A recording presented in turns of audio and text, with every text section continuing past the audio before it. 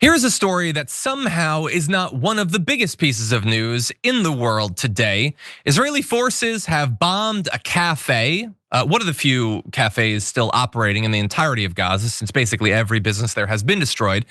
They bombed a school, they bombed food distribution sites, killing at least 95 Palestinians.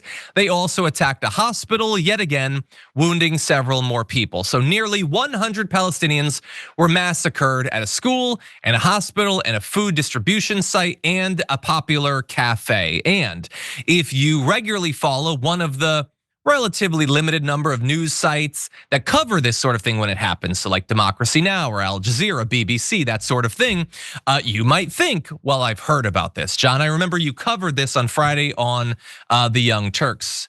And again, I do this a lot, I know, but nope, those were other massacres. This was Monday's set of massacres at all of those places that killed 95 Palestinians. One day of massacres that, had they occurred 5 years ago, would have been worldwide news, at least for a day or two. But now, nobody really cares. 39 people were killed at the cafe alone. Can you think of a crowd of 39 people ordering drinks, sitting at tables, using the internet? Since internet is so limited in Gaza, you have to go to places like this to get access to it. Students, families killed. There was a journalist, Ismail Abu Hattab, as well as women and children who had gathered at the cafe, who were all massacred in just one day of these attacks. By the way, that journalist had survived an earlier Israeli airstrike and is reportedly the 227th journalist killed by Israel during the attacks on Gaza. There was a prominent artist as well, Franz al-Salmi, whose final painting, we're gonna show you an image actually, depicted a young Palestinian woman killed by Israeli forces, and in the end, ends up looking very much like her own last moment. They're killing kids, they're killing civilians, they're killing journalists, they're killing artists. They're doing all of that, not through the entirety of the war in Gaza. They did all of that on Monday. They did all of that just at the cafe that they bombed. They did that knowing that this is a place that students go and families go and regular people go. There was no excuse, there was no warning. People were there. That was the reason that it was bombed. Why do you bomb that place? Why do you bomb the school? Why do you bomb the food aid site? Because that's where people gather. And so you can kill more people per bomb if you do it at these sorts of places. And so that's what they decided they would do. People, according to witnesses there, people were torn apart. That place, the cafe, wasn't affiliated with anyone, no politics, no military association. It was packed with people, including children, for a birthday party. The cafe was totally flattened. There is a massive crater where it once was. And that was, again, just one of the massacres of Monday. They also carried out an airstrike, as I said, on a food distribution warehouse. That killed 13 people just trying to get food so they wouldn't starve to death.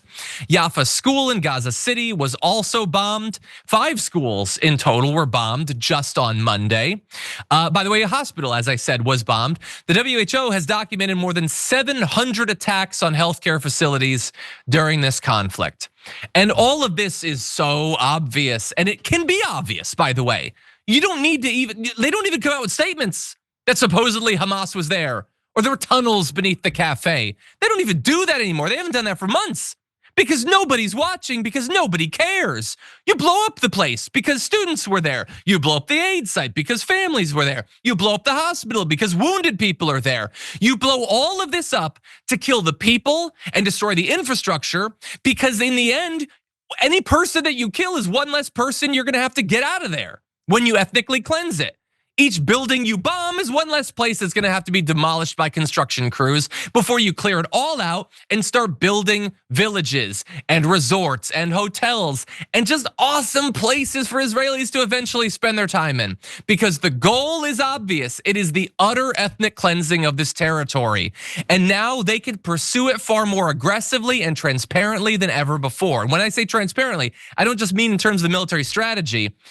This Operation Gideon's Chariots, which, dear God, the explicit goal made clear by the cabinet and by their legislature is to conquer and occupy all of Gaza. to ethnically cleanse it. They don't even need Donald Trump to boost that idea anymore. It's now become just so accepted that they can talk openly about it. And that was yesterday's massacres. God help us. What's happening right now as I record this? What's being bombed? Is there a restaurant still standing in Gaza that people have gone to? Is that being bombed right now? Definitely more food distribution sites are being bombed. That's literally every single day. And we have this savvy political media now. People can watch Andor and they can see about the way these sorts of massacres are done. Or they could just watch the news and they can see it playing out literally every day.